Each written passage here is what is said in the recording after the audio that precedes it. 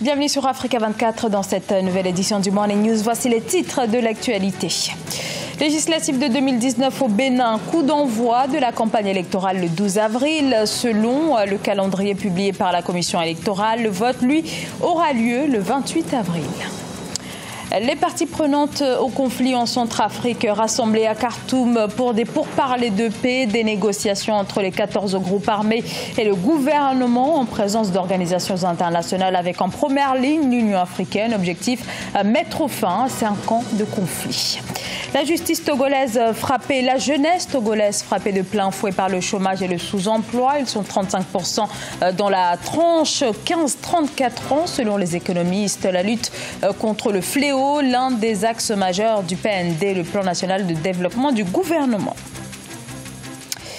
Les Béninois sont donc appelés aux urnes le 28 avril pour choisir leurs députés pour ces élections législatives. Le calendrier électoral est connu depuis mardi. Parmi les dates importantes, le 18 février, date de la réception des déclarations de candidature par la commission électorale. Autre date, le 12 avril, jour qui marquera le démarrage de la campagne. Et sur ce point, le président de la Sénat met en garde les partis contre toute anticipation. Reportage Le chronogramme des activités entrant dans le cadre des législatives du 28 avril 2019 est connu au Bénin.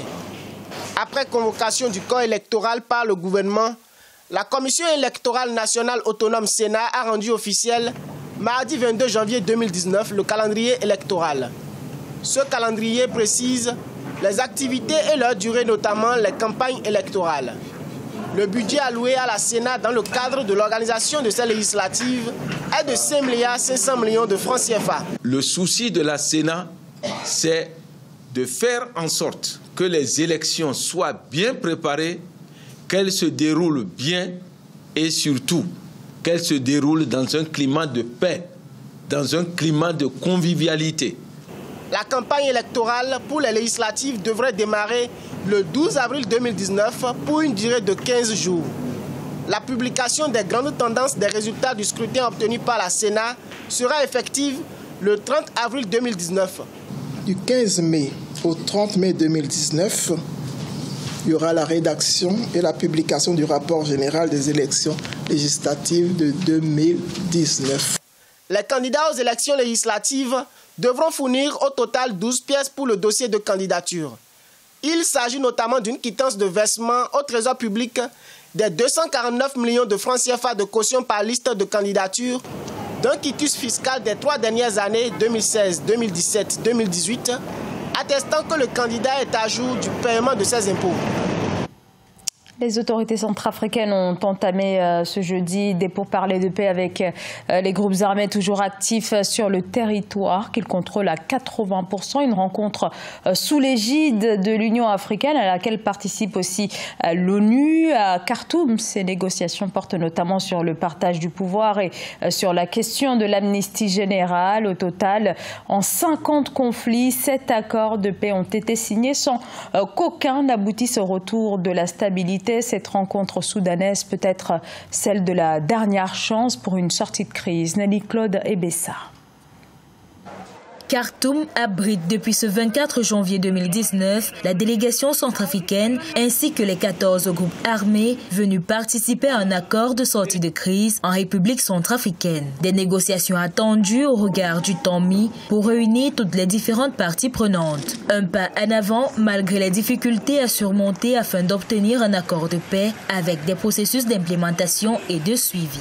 Les attentes sont de ramener un consensus autour de la paix et de la stabilité afin d'amorcer le processus de développement et de rétablissement d'un processus normal de l'État centrafricain. C'est de prévoir donc la contribution de chaque acteur à un processus de paix, à un processus politique. Sur le terrain, la majeure partie du territoire national est contrôlée par les groupes armés. Un rapport de force déséquilibré entre les dissidents et les autorités ayant poussé les groupes armés à soumettre au gouvernement une liste d'exigences en août 2018. Il réclamait entre autres une amnistie générale ou l'autonomisation des régions du pays. Cette déjà un pas important que d'avoir réussi à ramener autour de la table de négociation tous les groupes armés qui agissent sur le territoire centrafricain. Le second serait de les amener à valider le plan de paix qui leur sera soumis et surtout arriver à mettre en œuvre ce plan de paix. Rappelons que ce dialogue de réconciliation est le énième, organisé en vue de mettre fin au conflit que la République centrafricaine traverse depuis 2013.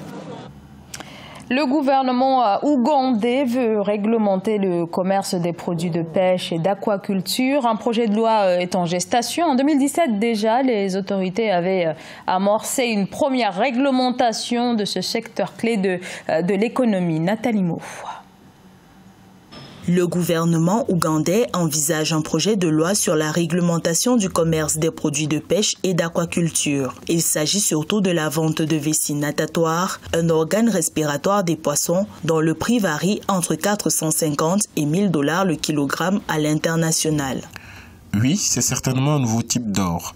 Nous devons donc l'examiner de manière plus critique. C'est pourquoi nous souhaitons le réglementer afin que nos pisciculteurs et bien entendu les poissonniers et le secteur de la pêche bénéficient réellement de cette activité très lucrative. En 2017, une première tentative de réglementation avait été amorcée par les autorités ougandaises. Dans une lettre, elles interdisaient l'éviscération des poissons hors des usines de nettoyage officielles. Une pratique qui, selon le gouvernement et les pêcheurs, favorise le trafic illicite de vessie natatoire. Depuis, un conflit d'intérêts tacite existe entre les pêcheurs et les exportateurs de poissons, majoritairement chinois. Le gouvernement devrait régulariser le secteur en créant une agence nationale spécialisée dans la gestion des exportations d'entrailles, qui pourrait réguler l'activité de la filière en optimisant les revenus et en gérant les sous-activités des acteurs et éviterait les conflits entre les membres de la filière.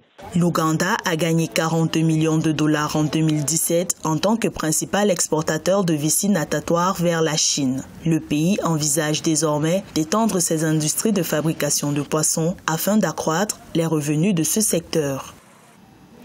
Le chômage des jeunes, véritable fléau sur le continent. Les jeunes, c'est aujourd'hui 60% de l'ensemble des personnes sans emploi. Le Togo n'est pas épargné par le fléau. Au Togo, où le chômage et le sous-emploi touchent 35% des 15-34 ans. L'État se dit engagé sur ce front. Le gouvernement prévoit pour ce faire la création de 500 000 emplois directs d'ici à 2022. Reportage notre correspondante Aimé Fakofi. Entre 2011 et 2013, le volume des investissements consentis par l'État togolais pour soutenir l'emploi des jeunes est estimé à 10 milliards de francs CFA. C'est à travers plusieurs projets et programmes, à l'exemple du Fonds d'appui aux initiatives économiques des jeunes. L'excellence et la performance entrepreneuriale, c'est ce que recherche le FAYEJ qui initie depuis 3 ans le concours Meilleur Jeune Entrepreneur. Les 2 premières éditions ont permis quand même de primer plus de 21 jeunes, en tout cas 21 jeunes entrepreneurs. Et lorsque nous prenons les 21 entreprises jeunes qui ont été primées sur les 2 dernières éditions, nous totalisons à peu près 500 emplois créés. Et 500 emplois créés, des emplois pérennes, sans compter les emplois temporaires.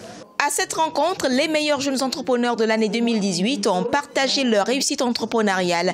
Darwin Yaouvi Agbeonu, cofondateur de Dashmake, ou encore Gado Bema, promoteur de l'entreprise Green Industry Plast Togo spécialisée dans le recyclage des déchets plastiques. Aujourd'hui, notre entreprise emploie 22 personnes de façon permanente et plus de 2000 emplois de façon indirecte. Donc, ils collectent les déchets. Ils font les tri depuis la maison, donc ce qu'on encourage d'ailleurs, donc le tri à la base, et ils viennent nous revendre les déchets là dans nos unités de récupération.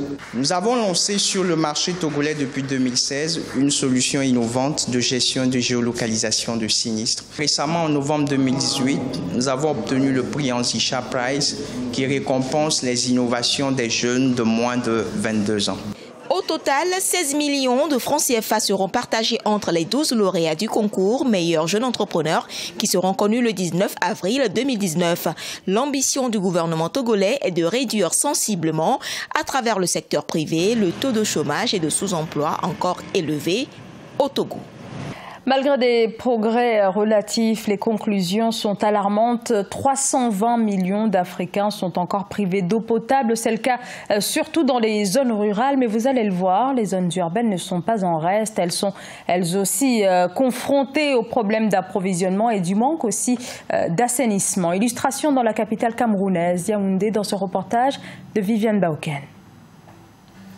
La couleur de l'eau potable qui dégouline dans les robinets des ménages de la ville de Yaoundé devient de plus en plus inquiétante et les consommateurs qui n'ont pas d'autre alternative pour étancher leur soif crient au ras-le-bol. Cette eau d'apparence incolore, une fois au repos, présente des résidus jaunâtres au fond du récipient, de quoi inquiéter le consommateur. Nous buvons de l'eau, ça nous fait parfois mal au ventre. Et bon, on dépense un peu de l'argent parfois pour payer encore des remèdes, pour se soigner, alors que vraiment on devait avoir vraiment une très bonne qualité d'eau. Pour s'offrir l'eau potable qui, selon les consommateurs, ne présente aucun danger, certains ont opté pour les filtres à eau. Et les nantis préfèrent simplement faire recours à l'eau minérale. Mais pour l'association des consommateurs, les politiques publiques devraient développer des opportunités dans ce secteur. Au lieu de consommer cette eau très mauvaise qu'on nous donne ici au Cameroun, je pense que le mieux serait de faire des efforts. De se trouver un bon filtre ou de l'eau minérale. Ou même, certains installent même une fois les filtres sur les connexions de la Camouate. Grande opportunité d'eau, d'approvisionnement en eau potable. Pas en eau jaunâtre, pas en eau verdâtre, pas en eau rougeâtre, mais en eau potable. Donc une eau incolore, inodore, sans saveur. Voilà ce qu'on appelle les grandes opportunités, et non des mesurettes. Au Cameroun, l'accès à l'eau potable demeure un défi permanent pour les autorités. Le chef de l'État, Paul Biya, conscient de cet enjeu majeur, a instruit à ses collaborateurs du gouvernement d'avoir en priorité la satisfaction des populations.